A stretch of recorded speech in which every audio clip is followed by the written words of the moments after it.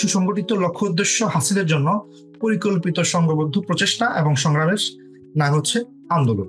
আল্লাহ বলছেন যে ইন্নাল্লাহ আশতারা মিনাল আনফুসাকুম ওয়া আমওয়ালাকুম বিআন্না লাহুমুল জান্নাহ। ইসলামের চেয়ে শ্রেষ্ঠ কোনো আইডিয়া হতে পারে না। তো ইসলাম চাই আপনি যেই শ্রেষ্ঠত্বটা আপনি মেনে নিয়েছেন সেটা আপনি প্রতিষ্ঠা করবেন জীবনের প্রত্যেকটি ক্ষেত্রে।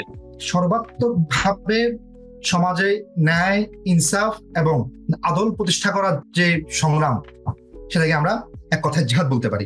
সে 5টা বিষয় হচ্ছে দাওয়াত ইলাল্লাহ, শাহাদাত আলান নাস, কিতাল ফি সাবিলিল্লাহ, ইকামাতুদ দ্বীন এবং আমর বিল মারুফ ওয়া নাহই আনিল মুনকার।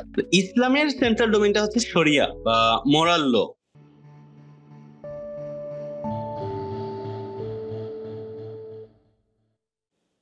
আসসালামু আলাইকুম। রেনেসার পক্ষ থেকে আজকের প্রোগ্রামে সবাইকে স্বাগত জানাচ্ছি। আমি হোস্ট মুফাসসির আহমদ চৌধুরী এবং কো-হোস্ট আব্দুল্লাহ মাহমুদ। ইসলামী আন্দোলন সংগঠন ও এর আনুষঙ্গিক বিষয় নিয়ে কথা বলার জন্য পরীক্ষামূলকভাবে এই প্ল্যাটফর্মের সৃষ্টি। যেহেতু প্রথম এপিসোড আজকে, আমরা এখনো কোনো ফরম্যাট রেডি করিনি, তবে আমাদের প্রোগ্রামে কোনো নির্দিষ্ট একজন আলোচক থাকবে না বা নতুন বা রেডিক্যাল কোনো কথা আমরা বলবো না। আমাদের নিজেদের যে জ্ঞান, অভিজ্ঞতা এবং পড়াশোনার জায়গা থেকে নিজেরা যা কিছু জেনেছি আর কি, সে বিষয়ে কিছুটা আলাপ করব। যদি কেউ এটা শুনে উপকৃত হতে পারেন, এতেই মনে করবো যে আমাদের সফলতা। আজ কথা বলবো ইসলামী আন্দোলন নিয়ে। আলোচনা শুরু করার জন্য প্রথমে অনুরোধ করছি মাহমুদ ভাইকে। মাঝে বা শেষে যখন মনে করব যে কোনো মন্তব্য করা উচিত বা কোনো নোক্তা দেওয়া উচিত, আমি দেওয়ার চেষ্টা করবো ইনশাআল্লাহ। ভাই শুরু করেন।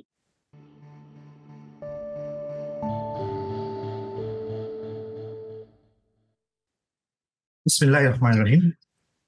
আজকের আমাদের আলোচ্য বিষয়গুলি হচ্ছে ইসলামী আন্দোলন।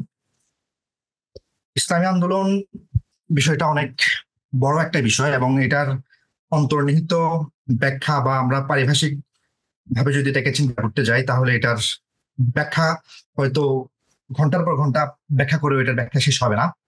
আমরা সংক্ষেপে আজকে যতটুকু আলোচনা করতে পারি চেষ্টা করবো ইনশাআল্লাহ। তো ইসলামী আন্দোলন বুঝতে গেলে আমাদেরকে শুরুতে যেটা বোঝা দরকার সেটা হচ্ছে আন্দোলনটা কি আসলে। আন্দোলন স্বাভাবিক সেন্সে আমাদের মাথায় যেটা আসে সেটা হচ্ছে এটা একটা সংগ্রাম হবে, বিক্ষোভ হবে, এই ধরনের একটা বিষয় আসতে পারে, যেটা রাজপথ কাঁপানো একটা বিষয় হতে পারে। আর আন্দোলন শব্দটা স্বাভাবিকভাবে রাজনৈতিক একটা পরিভাষাকে মনে হতে পারে আমাদের জন্য। তো এর প্রেক্ষিতে আন্দোলনটা আসলে কেন হয়? আন্দোলনটা হওয়ার মূল কারণ হচ্ছে কোনো দাবি দাওয়াকে প্রতিষ্ঠা করা অথবা নিজের মতকে প্রতিষ্ঠা করার জন্য। এখন দাবি এবং বা মত প্রতিষ্ঠার ক্ষেত্রে কয়েকটা বিষয় ঘটতে পারে, কয়েকটা বিষয় আমরা এখানে চিন্তা করতে পারি। সেটা হচ্ছে আমি এই দাবিটা ন্যায় দাবি হতে পারে অথবা অন্যায় দাবি হতে পারে। এই দাবিটা আইডিওলজিক্যাল হতে পারে অথবা মানে কোনো ধরনের আদর্শ মানে নন ইডিওলজিক্যাল হতে পারে। এখানে আর একটা বিষয় হচ্ছে এটা হচ্ছে নিজের মত প্রকাশের ক্ষেত্রে, আর হচ্ছে দাবি আদায় করা। দাবি আদায় করার ক্ষেত্রে মৌলিক চাহিদার মানে চাহিদার ক্ষেত্রে মূলত দাবি আদায়ের বিষয়টা আসে। যেমন অন্ন, বস্ত্র, বাসস্থান অথবা আমাদের যে মৌলিক যে চাহিদাগুলো আছে সেই চাহিদাগুলোর জন্য আমরা সরকারের কাছে অথবা প্রতিষ্ঠানের কাছে আমরা দাবি জানাতে পারি। এখানে সচরাচর যেটা দেখা যায়, ক্যাম্পাসে ছাত্রদের ছাত্র সমস্যার কারণে ছাত্ররা বিভিন্ন সময় সংঘবদ্ধ হয়ে ক্যাম্পাসে আন্দোলন করে, অথবা কোনো কোম্পানিতে চাকরিরত যারা কর্মকর্তা আছেন তাদের বিভিন্ন ধরনের সুযোগ সুবিধার জন্য তারা আন্দোলন করে থাকেন। কারখানা শ্রমিকরা তাদের বেতন বৃদ্ধি অথবা তাদের বিভিন্ন ধরনের সুযোগ সুবিধার জন্য তারা আন্দোলন করে থাকেন। সামাজিকভাবে কেউ যদি কোনো ধরনের অসামাজিক কর্মকাণ্ড করে থাকে আমাদের সমাজে, তখন সেই অসামাজিক কর্মকাণ্ডকে প্রতিহত করা অথবা সমাজে কোনো নিজেদের মত প্রতিষ্ঠা করার জন্য সমাজে একটা আন্দোলন হতে পারে। রাষ্ট্রের কোনো অনিয়ম অথবা রাষ্ট্র এমন কোনো কাজ করেছে যেটা জনগণের জন্য কষ্টকর পালন করা, সেজন্য জনগণ তাদের জায়গা থেকে আন্দোলন করতে পারে। এই আন্দোলনটা আবার দুইভাবে হতে পারে, একটা হচ্ছে রাজনৈতিক আর একটা হচ্ছে অরাজনৈতিক। অরাজনৈতিকটা যেমন আমরা এবার যদি চিন্তা করি, তাহলে বৈষম্য বিরোধী ছাত্র আন্দোলন যেটা হয়েছে সেটাকে আমরা অরাজনৈতিক একটা প্ল্যাটফর্ম বলতে পারি। এখানে সাধারণ ছাত্ররা শুরু করলেও শেষে আপামর ছাত্র জনতা এবং আম জনতা ওই সাথে অংশগ্রহণ করেছে। আমরা দেখেছি শ্রমিক থেকে শুরু করে এক মধ্যবিত্ত শ্রেণীর প্রায় বিরাট একটা অংশগ্রহণ করেছে এবং হাজার খানেক মানুষ জীবন দিয়েছে এই আন্দোলনের জন্য। এটা একটা অরাজনৈতিক আন্দোলন আমরা বলতে পারি। আর রাজনৈতিক আন্দোলন এটা রাজনৈতিক ভাবে কোনো প্রকারে হেনস্থা হওয়া অথবা সরকারের কোনো মতের সাথে তাদের ভিন্নতা সৃষ্টি হওয়া, এই জায়গা থেকে তারা রাজনৈতিক দলগুলো তাদের আন্দোলনগুলো করে থাকে। এখানে সাধারণভাবে রাজনৈতিক যে আন্দোলনগুলো হয় সেটা নিছক মানে ক্ষমতার পালাবদল হওয়ার জন্য মূলত আন্দোলনগুলো হয়ে থাকে। মানে রাজনৈতিক দলগুলো মূলত উদ্দেশ্য থাকে যে নিজেদেরকে রাজনৈতিকভাবে প্রতিষ্ঠা করা অথবা তারা ক্ষমতায় রাজনীতিতে যাওয়া। আর আদর্শিক দৃষ্টিকোণ থেকে যদি আমরা চিন্তা করি তাহলে সামাজিক, রাজনৈতিক, অর্থনৈতিক, সাংস্কৃতিক পরিবর্তন ঘটানো। যেমন যারা আদর্শিক রাজনীতি করে থাকেন, আমরা যদি বলি এখানে জামাত ইসলামকে বলতে পারি অথবা বামধারা যারা রাজনীতি করে থাকেন তাদের কথা যদি আমরা চিন্তা করি, সেক্ষেত্রে তারা সামাজিক, রাজনৈতিক, অর্থনৈতিক, সাংস্কৃতিক, শিক্ষা এই ধরনের বিষয়গুলোতে পরিবর্তন আনার জন্য তারা আন্দোলন করে থাকেন। এখানে একটা বিষয় উল্লেখযোগ্য, আন্দোলন যেটা হবে বা আন্দোলন যা হয় সেটা হচ্ছে সংঘবদ্ধ হতে হবে এবং সুসংগঠিত হতে হবে।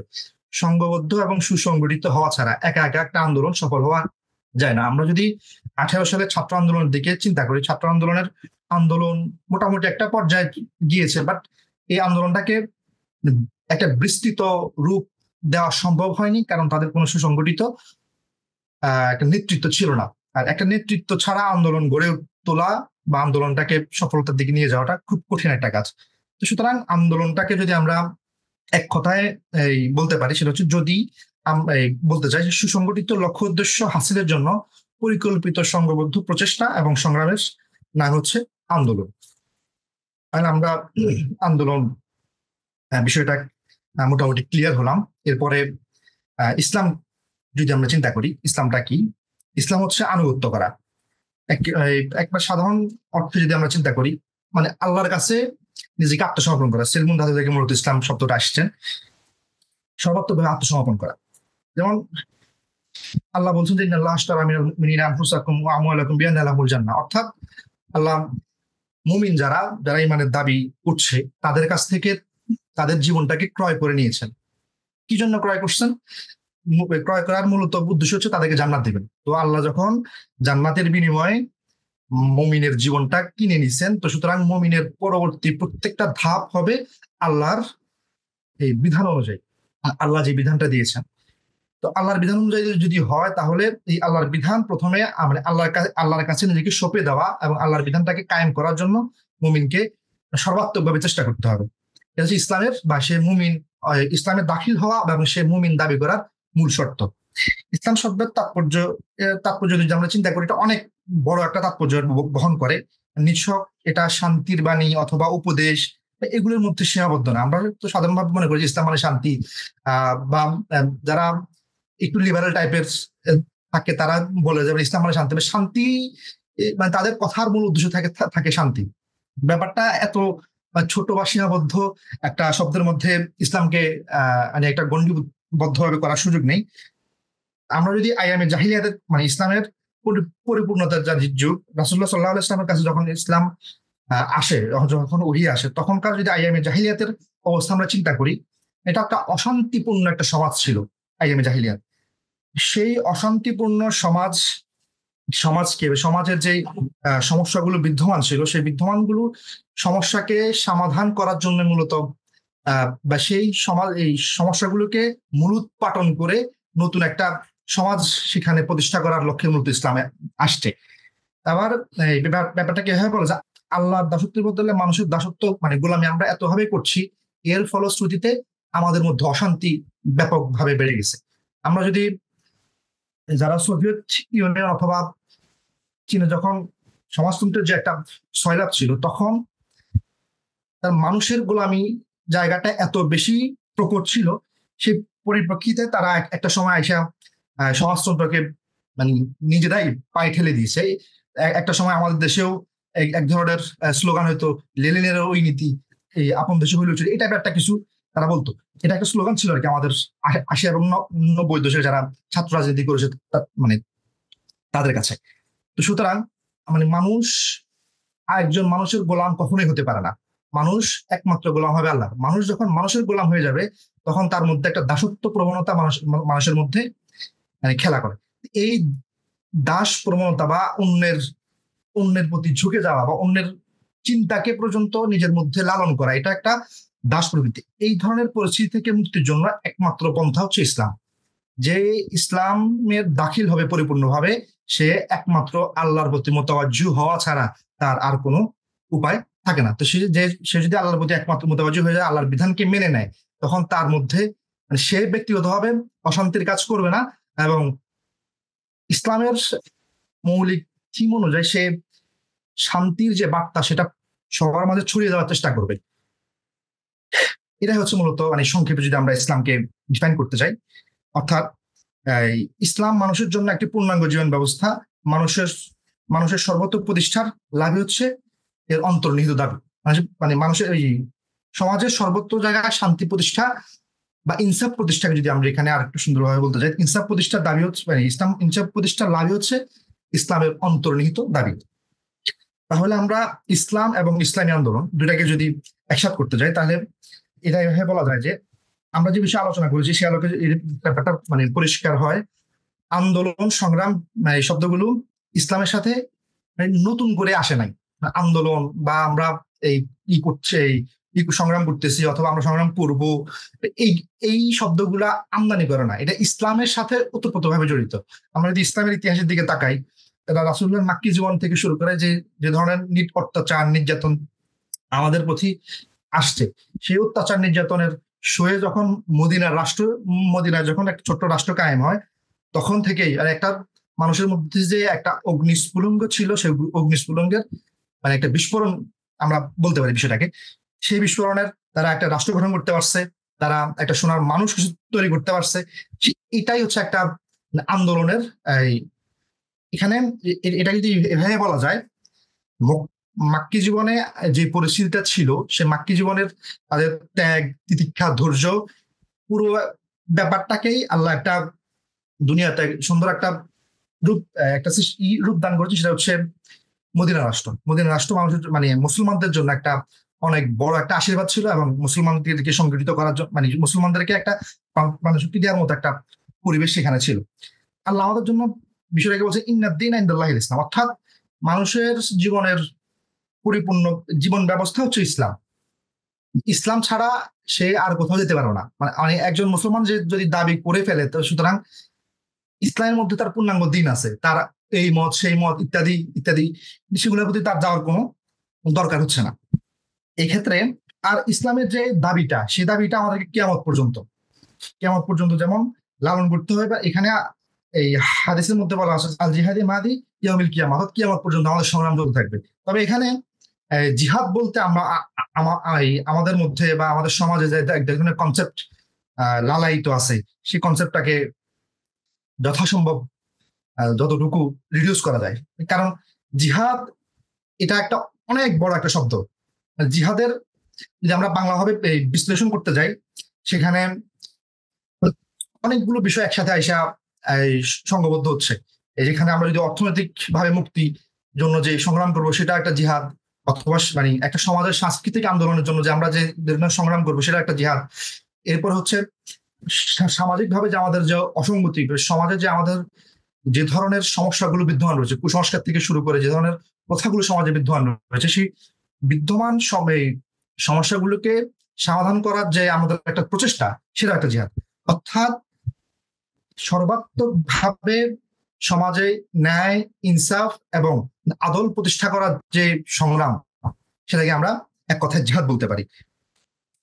জিহাদ শব্দের যথাযথ মানে অর্থ হচ্ছে প্রাণান্তকর চেষ্টা করা, মানে নিজের যতটুকু শক্তি আছে মানে সবটুকু শক্তি দিয়ে জিহাদকে শক্তি দিয়ে নিজের মতামতটাকে প্রতিষ্ঠা করা, অর্থাৎ ইসলামকে প্রতিষ্ঠা করার চেষ্টা করাটা হচ্ছে জিহাদ। এখানে দুইটা বিষয় আমি অ্যাড করতে চাই যে ইসলাম সবকিছুকে মাফ করে দিতে পারে, মানে ইসলামের ডক্ট্রিন হিসেবে আপনার সবকিছু মাফ হয়ে যেতে পারে, কিন্তু দুইটা বিষয় ইসলাম সবসময় কোনো কম্প্রোমাইজ করে না।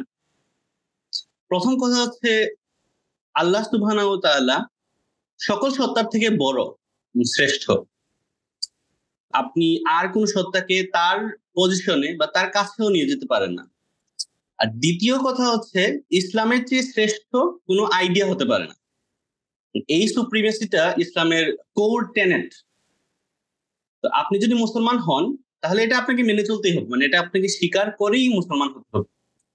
বর্তমানে একটা অদ্ভুত আইডিয়া দেখা যায়, যেটা হচ্ছে আপনি আপনার ধর্ম পালন করেন ঠিকঠাক, আপনি মুসলমান, আপনি ইসলাম ধর্ম পালন করেন, কিন্তু আপনাকে বলতে হবে যে সব ধর্ম সমান।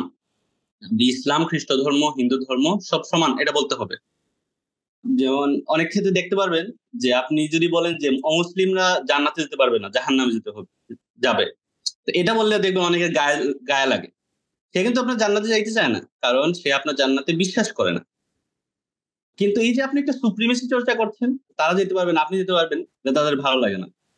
কিন্তু এই জিনিসটা আসলে কন্ট্রাডিক্টরি, কারণ আপনি যখন ইসলামকে বাছাই করেছেন, আপনি তো বাছাই করেছেন এই কারণেই যে আপনি মনে করেন অন্যান্য ধর্ম থেকে ইসলাম শ্রেষ্ঠ। মানে তো আপনি অন্য ধর্মের থেকে মানে ইসলামকে বাছাই করতেন না, আপনি এটাকে সত্য মনে করেন, এই হিসেবেই আপনি ইসলাম মেনে চলেন, ইসলামকে কবুল করেছেন আপনি। তো ইসলাম চাই আপনি যেই শ্রেষ্ঠত্বটা আপনি মেনে নিয়েছেন সেটা আপনি প্রতিষ্ঠা করবেন জীবনের প্রত্যেকটি ক্ষেত্রে। যেমন কোরআনে বলা হচ্ছে লিইয়ুযহিরাহু আলা দ্বীনি কুল্লিহি, মানে এই প্রতিষ্ঠাটা হবে চিন্তার ক্ষেত্রে, তত্ত্বের ক্ষেত্রে, বা সমাজের প্রতিটি বিষয়ে। এখানে এজন্যই দেখা যাবে যে সেকুলাররা ইসলাম নিয়ে সর্বদা একটু তটস্থ থাকে, কারণ এরা আবার দেখবেন যে হিন্দু ধর্ম বা খ্রিস্টান ধর্ম বা তাদের কালচার নিয়ে অত বেশি চিন্তিত না। তারা উল্টা তাদের কালচার চর্চা করবে, আপনি হিন্দুদের সিম্বলিজমকে তারা গ্রহণ করবে, কারণ দেখাবে যে আপনার আমরা তো অনেক ইনক্লুসিভ।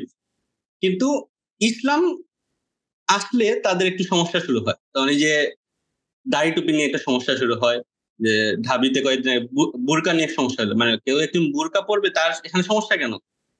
তো সে এটা জানে যে এই যে একটা এই বোরকাটা তার জন্য একটা চ্যালেঞ্জ, যে বোরকা পরার মাধ্যমে নিজেকে সে আবদ্ধ করার মাধ্যমে সে নিজে যে একটা সুপ্রিমেসি চর্চা করছে সেটা তারা বুঝতে পারে। এর জন্য অনেকের এই যে ইসলামের আইডিয়াটা অনেকের ভালো লাগে না, কারণ তারা জানে যে ইসলাম সত্যের উপর একটা মনোপলি চর্চা করতে চায় সবসময়। তো এই যে ইসলামের শ্রেষ্ঠত্ব, এটা যে প্রতিষ্ঠা করার আন্দোলনকে আমি ইসলামী আন্দোলন হিসেবে দেখি। এখানে একটা বিষয় যেটা আমার অস্বস্তি লাগে, যেটা হচ্ছে নিজেকে যখন আমি ইসলামী আন্দোলনের কর্মী বলি বা ইসলামিস্ট বলি, তো ইসলামিস্ট বললে সমস্যা কি? ইসলামিস্ট বললে বোঝা যায় যে কিছু মানুষ ইসলাম করতেছে, আমি এর থেকে বাইরে গিয়ে ইসলামিজম করতেছি। মানে কি, মানে ইসলাম প্রতিষ্ঠা করতে আমার কথা হচ্ছে আমি তো ইসলামের বাইরে গিয়ে কোনো কিছু করছি না, আমি মনে করছি যে এই যে প্রতিষ্ঠা করা ইসলামের শ্রেষ্ঠত্ব, এটা ইসলামের একটা অবিচ্ছেদ্য অংশ। তো এটা আমাদের বর্তমানে কিছুটা গ্যাপ মনে হচ্ছে, যে আমাদের মনে হয় যে না, ইসলামী আন্দোলন মানে ইসলামের থেকে বাইরে, মানে অনেকের ইসলাম করলে হয়ে যাবে, কেউ কেউ চাইলে এর বাইরে গিয়ে ইসলামিজম করতে পারে, মানে ইসলামী আন্দোলন করতে পারে। যেমন আপনি ধরেন এই যে হিন্দুত্ব, মানে হিন্দু ধর্ম অনেকে পালন করে, হিন্দুত্ববাদিতা অনেকে পালন করে। হিন্দু ধর্মে অনেকে বলে যে হিন্দুত্ববাদিতা হিন্দু ধর্মের বাইরে, বা ইহুদি ধর্মে যেটা জায়নিজম, ইহুদিরা বলে যে জায়নিজম জিনিসটা হচ্ছে ইহুদি ধর্মের থেকে একটু বেশি আর কি, ওরা একটু বাড়াবাড়ি করতেছে। কিন্তু ইসলামের বিষয়টা, ইসলামের যখন ইসলামের শ্রেষ্ঠত্ব প্রচারের যে প্রতিষ্ঠার যে আন্দোলন, ইসলামী আন্দোলন, সেটা কিন্তু ইসলামের বাইরে কিছু না, ইসলামের ভেতরের অংশ। না, আপনি যখন ইসলাম মেনে চলবেন, এই যে লিইয়ুযহিরাহু আলা দ্বীনি কুল্লিহি, ইসলাম এসেছি তাকে সবকিছুর উপর প্রতিষ্ঠিত করতে। এই ছিল মন্তব্য। তাহলে আমরা পরবর্তী আলোচনা ইসলামী আন্দোলনের ব্যাপ্তি বা পরিধি এটা নিয়ে কথা বলি।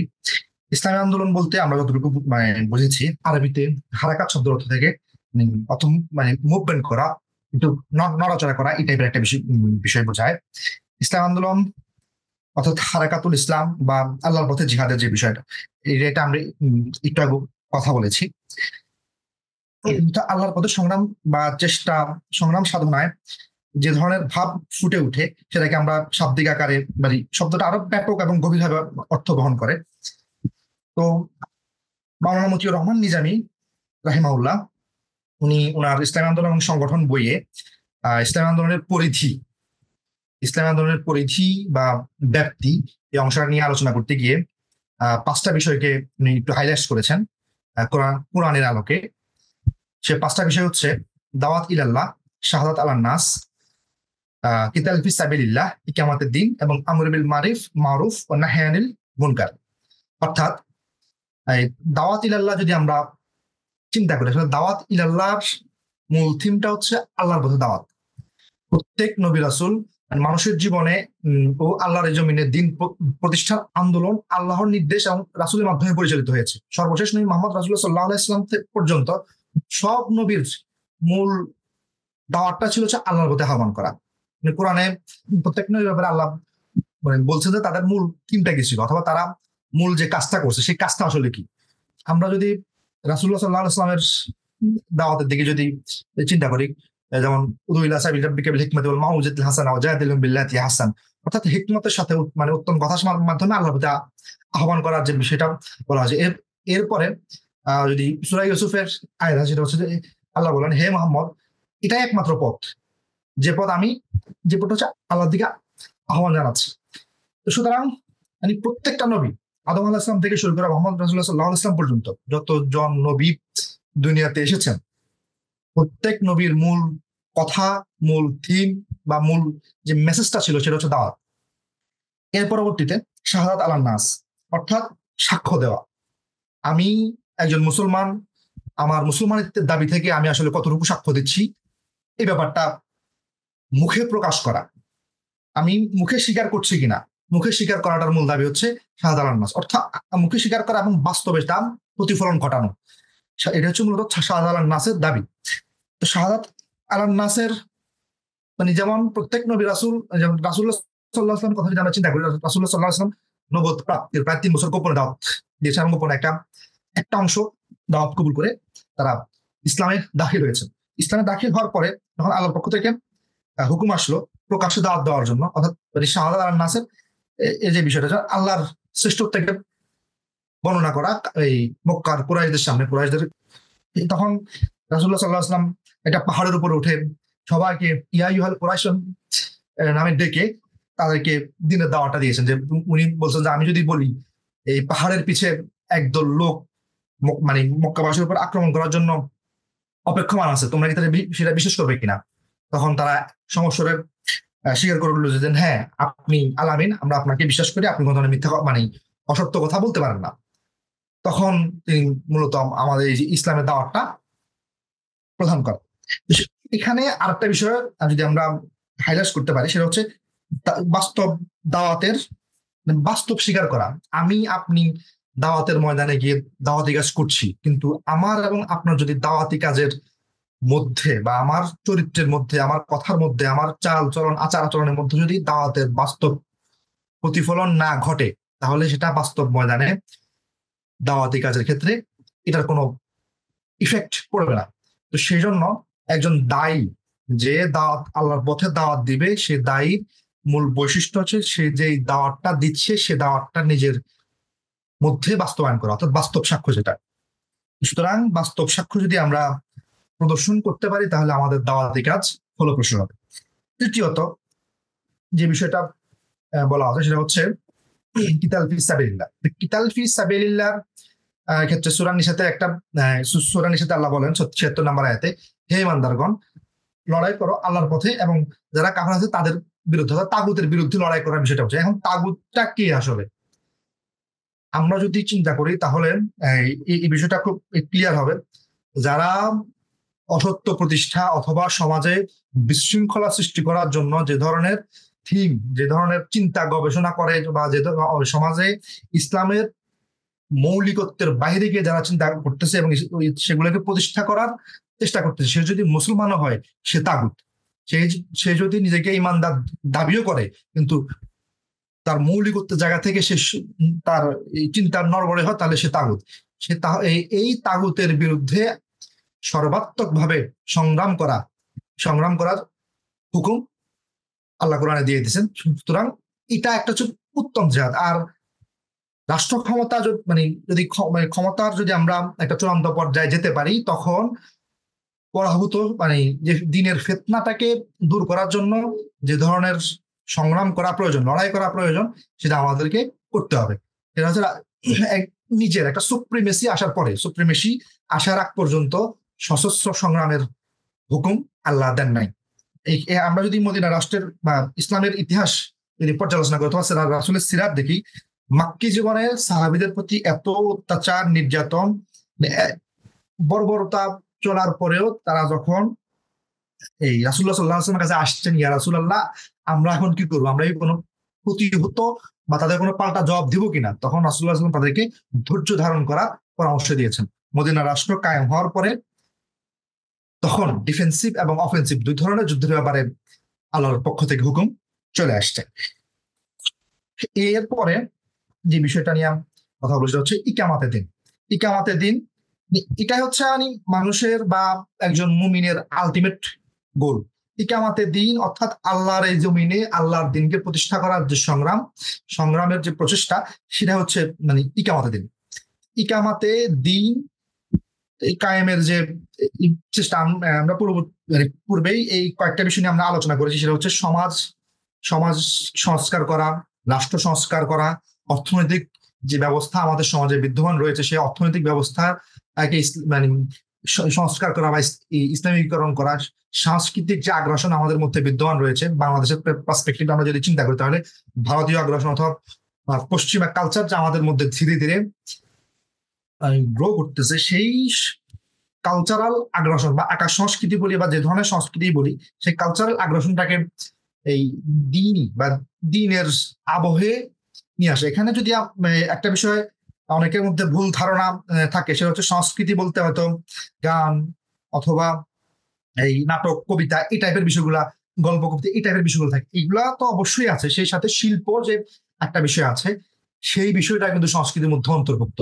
মানুষের মধ্যে যদি সংস্কৃতির যে বীজ করা আছে, এই বিষয়টা পুরো চিন্তাগত জায়গায় যে একটা দাসত্বের সৃষ্টি করে রাখছে, সেই চিন্তাগত দাসত্ব থেকে আমরা যদি বেরিয়ে আসতে পারি বা আমরা যদি বের করতে পারি, তাহলে এই সাংস্কৃতিক গোলামি থেকে মুক্তি পাওয়ার একটা সুযোগ আছে।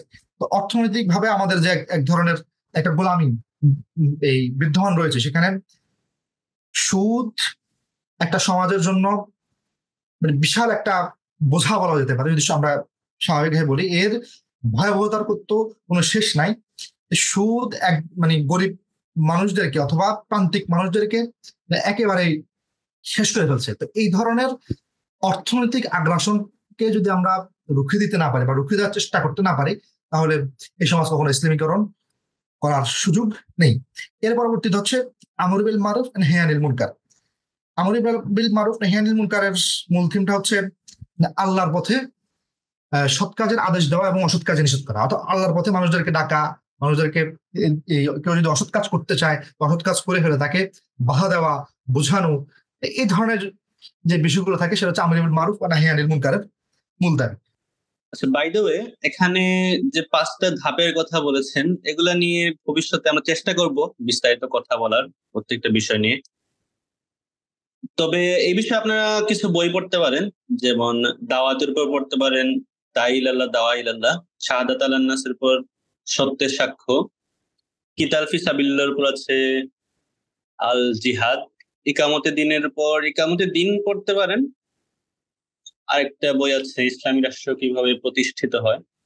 আরো বই আছে, তবে এগুলাই আর কি আমরা প্রথম দিকে রেকমেন্ড করলাম। এই লিঙ্ক গুলো আমরা ডিসক্রিপশনে দিয়ে দিব, ইনশাল্লাহ আপনারা দেখে নেবেন। তো এখানে আমর বিল মারুফ ও নাহি আনিল মুনকারের সাথে একটা জিনিস অ্যাড করে দেই। ভাই যে নিজামীর বই থেকে বলেছেন, সেখানে লাস্টে আমর বিল মারুফ ও নাহি আনিল মুনকারে 2টা পয়েন্ট ছিল। একটা হচ্ছে ব্যক্তিগত পর্যায়ে, একটা হচ্ছে সরকারের পর্যায়ে। এই বিষয় নিয়ে আমি মনে করি যে ক্লারিফিকেশন দরকার। এখানে সরকারের পক্ষ থেকে যে আমর বিল মারুফ নাহি আনিল মুনকার করা হবে, এর মানে এই না যে সরকারে একটা পুলিশ স্টেট হবে বা একটা শরিয়া পুলিশ গঠন করা হবে, যেটা পৃথিবীর অনেক দেশই আছে।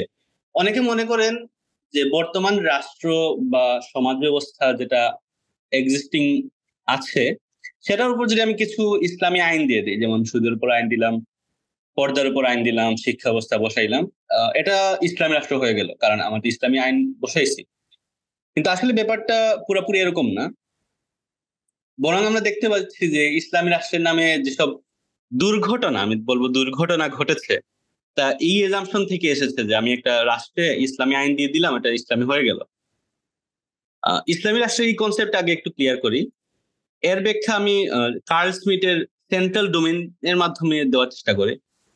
একটা ডোমেনকে সেন্ট্রাল আপনি তখন বলতে পারবেন যখন বাকি সব ডোমেইনের প্রবলেম গুলাকে এই সেন্ট্রাল ডোমেইনের সাপেক্ষে সলভ করা যাবে। তো বাকি সব ডোমেনকে এখানে বলা হবে পেরিফেরাল ডোমেন। ইসলামের সেন্ট্রাল ডোমেনটা হচ্ছে শরিয়া বা মোরাল ল।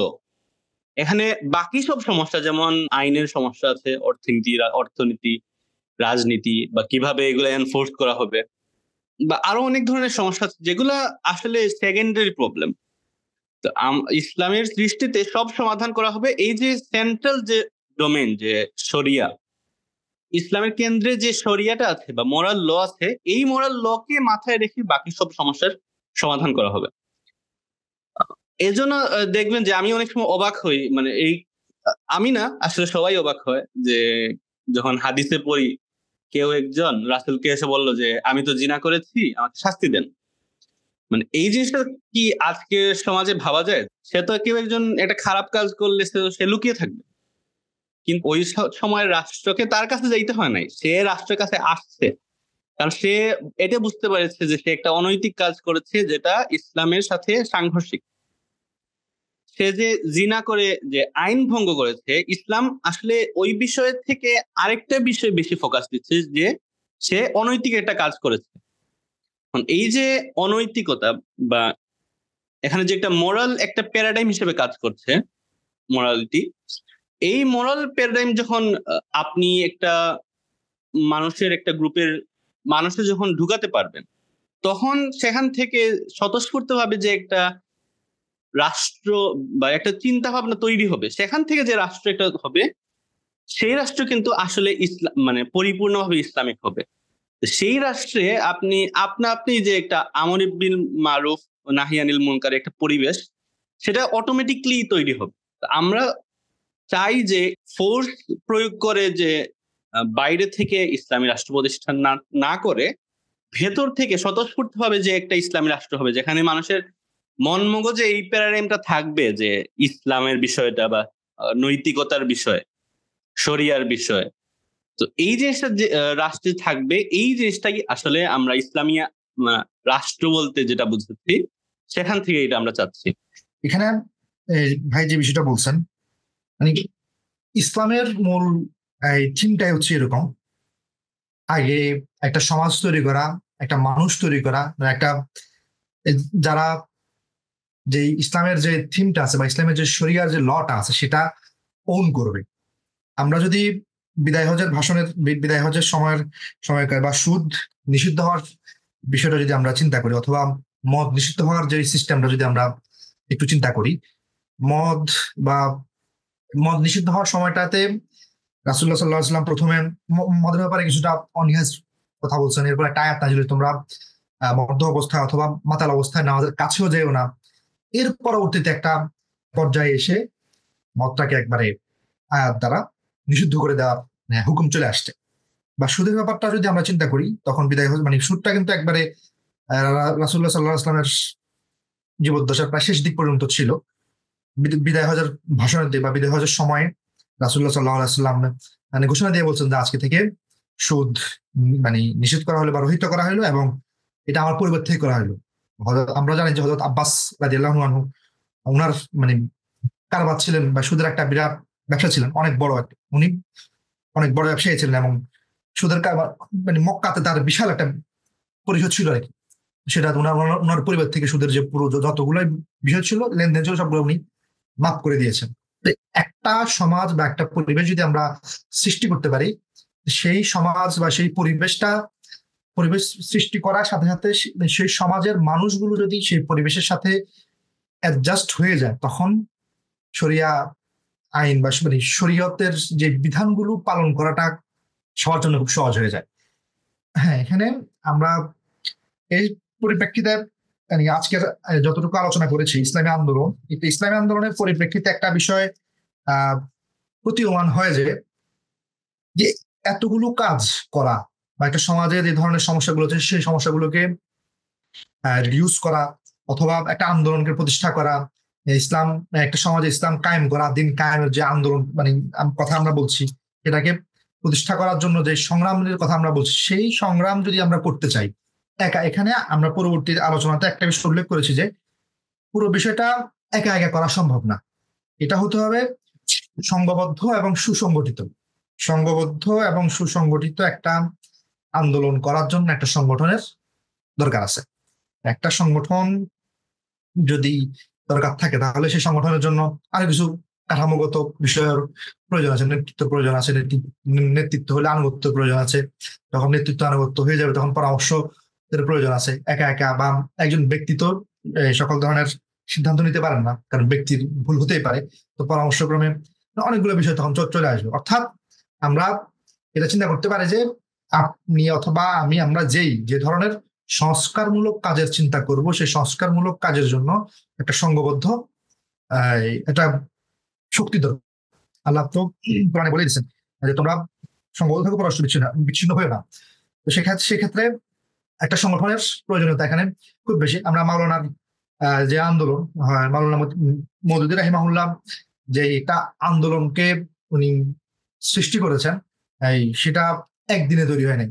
উনি প্রথমে তরজমানুল কোরআনের মাধ্যমে একটা চিন্তা মানুষের মধ্যে মানে জাগরুক করেছেন। ওনার চিন্তা, ওনার তরজমানুল কোরআন পত্রিকা পড়ে আল্লামা ইকবাল থেকে শুরু করে অনেকেই উৎসাহিত হয়েছে। আল্লামা ইকবাল তাকে ডেকে নিয়ে গেছেন। সৈয়দ নিয়াজ আলী খানের সাথে আল্লামা ইকবালের ভালো সম্পর্ক ছিল। নিয়াজ আলী খান তাকে একটা ট্রাস্ট গঠন করার জন্য বলেছেন। তখন মাহমুদুল্লাহকে আল্লামা ইকবাল ডেকে নিয়ে এই ট্রাস্ট গঠন মানে দারুল ইসলাম ট্রাস্ট গঠনের ব্যাপারে উদ্যোগ নিতে বলেছেন। তো ধীরে ধীরে একটা আন্দোলন গড়ে ওঠে। প্রথমে আন্দোলনটা মানুষের মস্তিষ্কে থাকে এবং সেটাকে যদি আমরা ছড়াই দিতে পারি, সেই মস্তিষ্কের যে ফল সেটা ফুলে ভেবে ওঠে। তো সেই ফসলটাকে যদি ঘরে তুলতে চাই তখন আমাদের একটা সংঘবদ্ধ শক্তি দরকার। আমরা যদি উপমহাদেশের পার্সপেক্টিভ চিন্তা করি তখন সেই সংঘবদ্ধ শক্তিটা হচ্ছে জামাত ইসলামী। 1941 সালের 26শে আগস্ট প্রায় 76 জন ভাই, আমার 72 অথবা 76 কনফিউশন আছে, ভাই মিলে একটা আন্দোলন গড়ে তোলে, যেটা উপমহাদেশে প্রায় 80 বছরের মতো চেষ্টা করে যাচ্ছে। তারা 80 বছরের বেশি সময় ধরে চেষ্টা করে যাচ্ছে। এই তো, সুতরাং আন্দোলন অথবা সংগঠন নিয়ে আমরা পরবর্তী আলোচনাতে আরো বিস্তারিত কথা বলার সুযোগ থাকবে, আমরা কথা বলার চেষ্টা করবো ইনশাআল্লাহ। ভাই হ্যাঁ, অবশ্যই। আমরা অবশ্যই এই বিষয় নিয়ে ভবিষ্যতে আরো কথা বলবো। আজকে অনেক লেংদি হয়ে গেছে, আমরা এখানেই শেষ করি।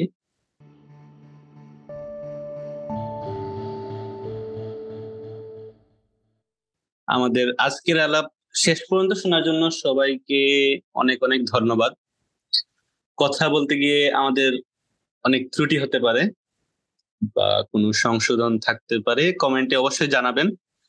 এছাড়াও অতিরিক্ত কোনো মন্তব্য থাকলে বা আমাদের এই ফরম্যাট নিয়ে যদি আপনার কোনো কমেন্ট থাকে তাহলে সেটাও আমাদের জানাবেন। যদি উপকারী মনে হয় তাহলে পরিচিতদের সাথে শেয়ার করবেন। আজকের জন্য বিদায় নিচ্ছি। আসসালামু আলাইকুম ওয়া রাহমাতুল্লাহ। ওয়ালাইকুম আসসালাম ওয়া রাহমাতুল্লাহ।